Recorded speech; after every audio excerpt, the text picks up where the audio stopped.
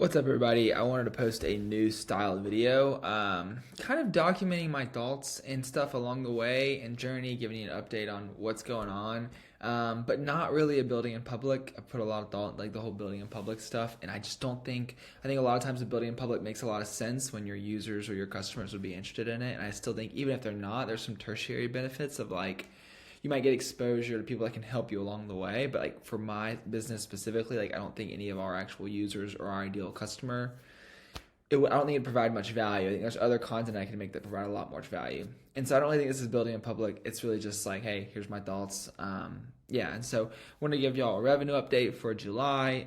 So here we go, $67,439 for July. This net income is not correct, so we have not categorized all of our expenses and stuff. But about half of that revenue is, a little bit less than half that revenue is from affiliates and Review Harvest. It's like they're kind of about 50-50. So the affiliate money from HighLevel and the YouTube channel and the school community, all that sort of stuff. And then Review Harvest, what I spend the vast majority of my time on, trying to grow and get more users and stuff like that. And so I just kind of got 6 talking points here. And if you're curious about profits, really investing really heavily back into Review Harvest right now. But all in all, last time I really checked, like, hey, what are our necessary expenses and a certain amount of money for reinvesting back into ads and stuff like that. After all that, what is it? In like 40% maybe. That's kind of the kind of idea, even with us heavily investing back into ads and growth and stuff like that. But yeah, I'm sure numbers will get separated out, because I'll probably separate out Review Harvest from the affiliate stuff next year, so we get a clearer picture. But yeah, it's just going to kind of document my journey to 100K MRR. I might change the revenue number to just Review Harvest revenue eventually or whatever, but we'll just do this for now so y'all can see it's legit on QuickBooks and stuff like that. But the first thing I want to talk about today was paying for advice. So yesterday, I was fortunate enough to talk to a founder who's built a software company similar to Review Harvest, do tens of millions a year in revenue, and valued at probably well over $100 million. And I somehow was able to cold message him and get a 30-minute call with him for a certain amount of money. And so it was, I think it was well worth the money.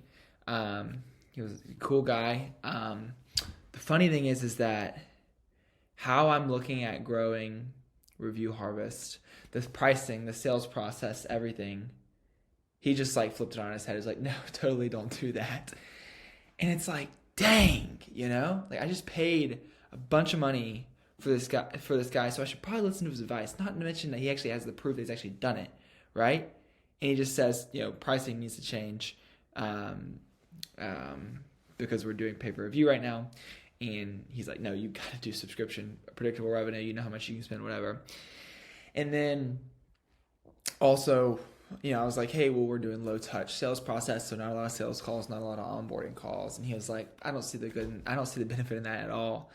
And you're like, okay, like you're a much bigger company. You have a much bigger company. You're obviously a much better entrepreneur. You've been in the game much longer in a similar industry. Doing a similar thing. Like this is what he's saying. Like listen to it, right?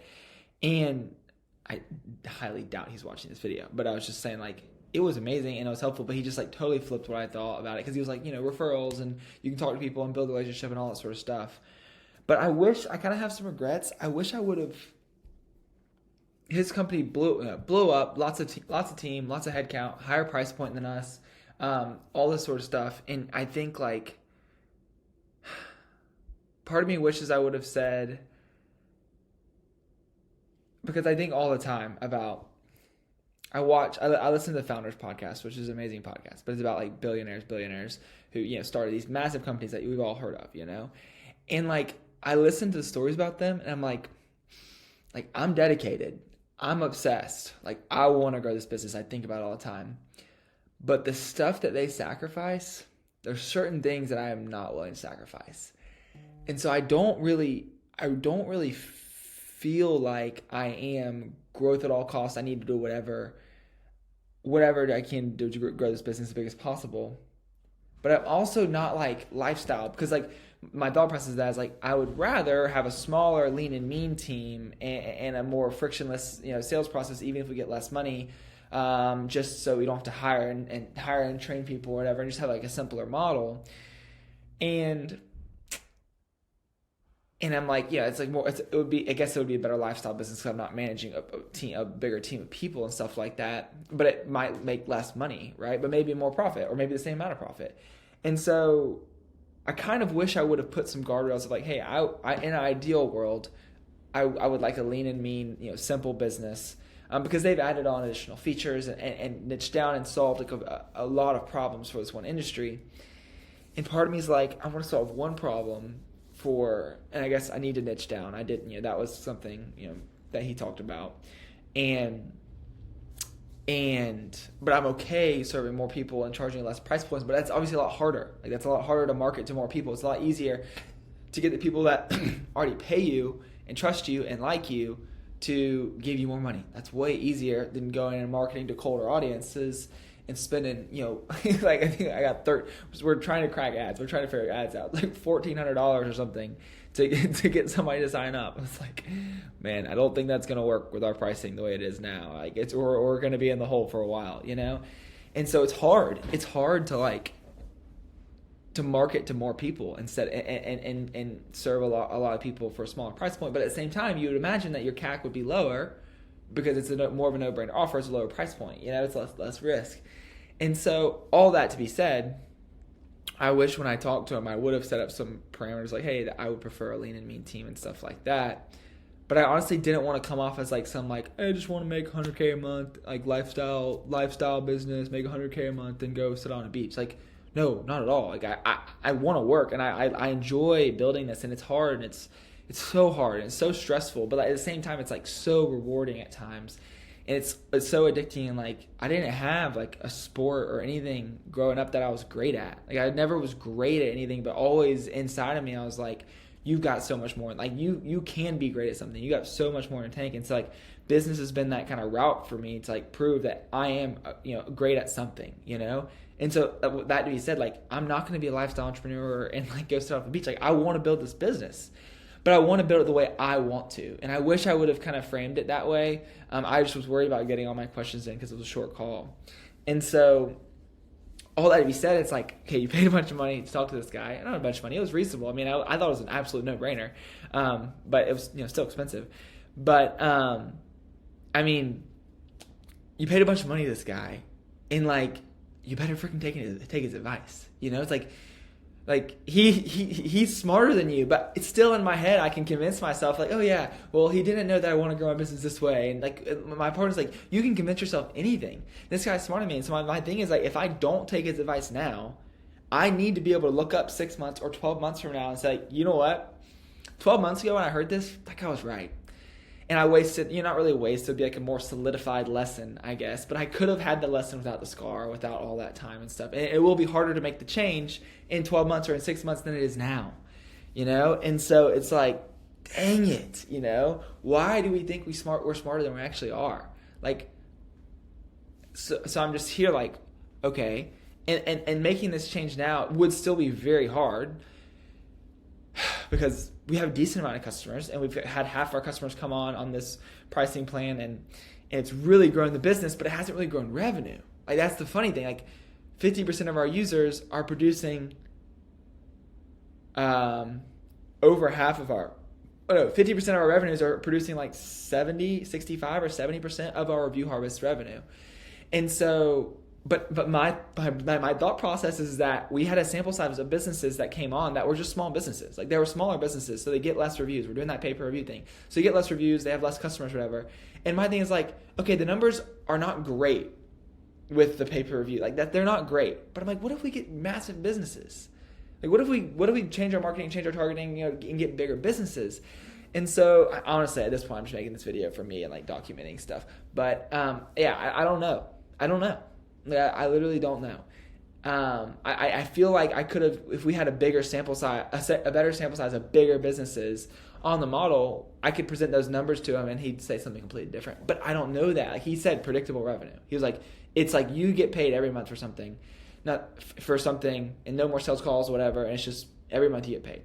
And my thing is like, if we're getting the reviews, that's how it'll be. And if the software works, because that's precedent on the software works.